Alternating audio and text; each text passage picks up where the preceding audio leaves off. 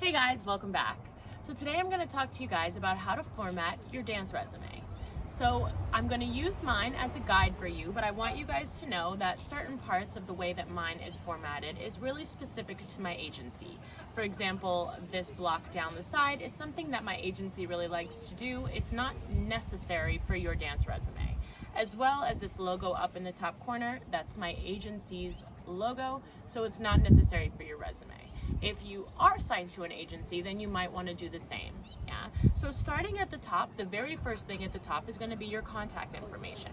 So since I have an agency, I have their name, their phone number, their fax number, and their address, their physical address. If you don't have an agency, which I suspect a lot of you guys don't yet, the best thing to do is to put up here you don't need to put your name because your name should be here in nice bold letters, nice and large. But at the top you should have your physical address, your phone number, your email, and I would say that nowadays it's a really good idea to just list your Instagram handle, provided that it looks professional and that it's not crazy, which it should. Underneath your name, which should be centered in bold, you're going to put your height and weight, and you're also going to, on the opposite side, put your hair and eye color.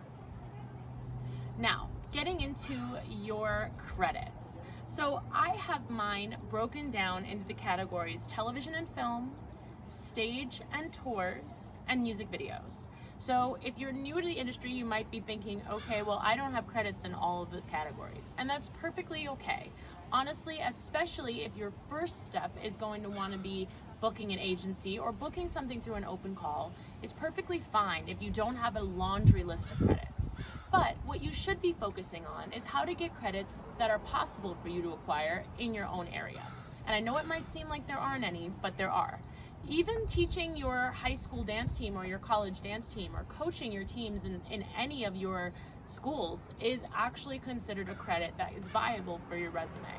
Any of your theater work, if you've ever performed in a community theater, if you've ever done a music video with a small artist in your town, at this point, even a concept video would probably be okay if it was really well produced. So once you have if you don't have 3 categories, you can even just have 1. You want to just write out the title of the job. In the center, you're going to put your role, which is usually dancer, but it might have been choreographer or assistant choreographer.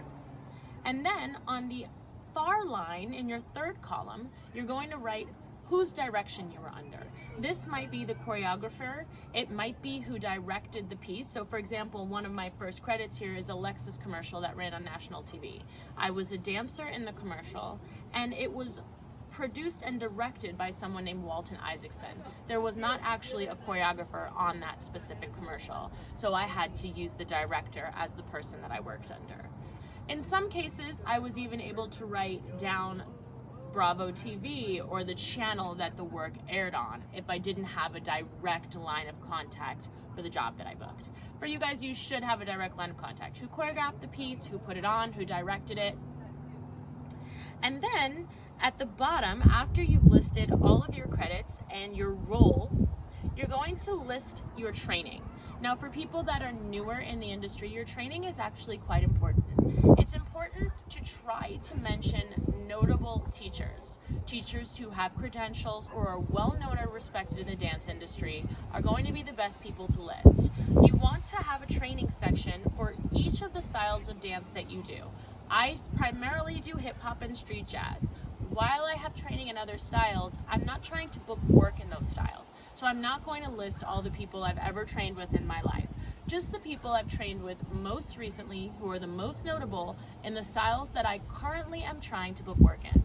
So I have hip hop and street jazz. And then a small list of some of the people that I've trained with. Lastly, you're going to have a section that's special skills. So don't pull a Joey Tribbiani and lie through your teeth on your special skills section. Try to only put things that you'd be relatively comfortable booking, because your agent or whoever books you on a job is going to be irritated if they ask you to flip because you write that you're a flipper and all you can do is a cartwheel. So be as honest as possible. I have choreographing, teaching, artistic development, artistic direction, hosting, things that I do actually all the time, and things that I have an interest in pursuing. So in your special skills section, write that for yourself. It doesn't always have to be dance related. If you're a world-class horseback rider or a world-class gymnast, write those special skills in. Also, just to note that in your dance resume, you can have sections of your resume that maybe don't have you working specifically as a dancer. If you've worked as an actor, a choreographer, those credits could still be relevant and be included in your dance resume. Lastly, the thing you want to consider is the size of your resume. When you format your resume, it should fit exactly clean behind your photos. So again, this 3-photo layout is a preference from my agency. Some people do it this way, and some people have just a single headshot photo laying this way. But you see how the edges of the photo match the edge of the resume, and it's stapled in all 4 corners. This cleanliness and presentation is essential.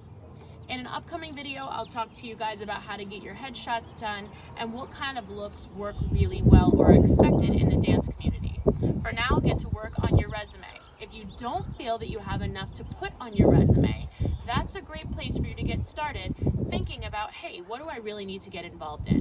And finding ways to be active in your local dance community. Create that flash mob. Find that local artist that might need help with their music video and get to work. See you guys real soon.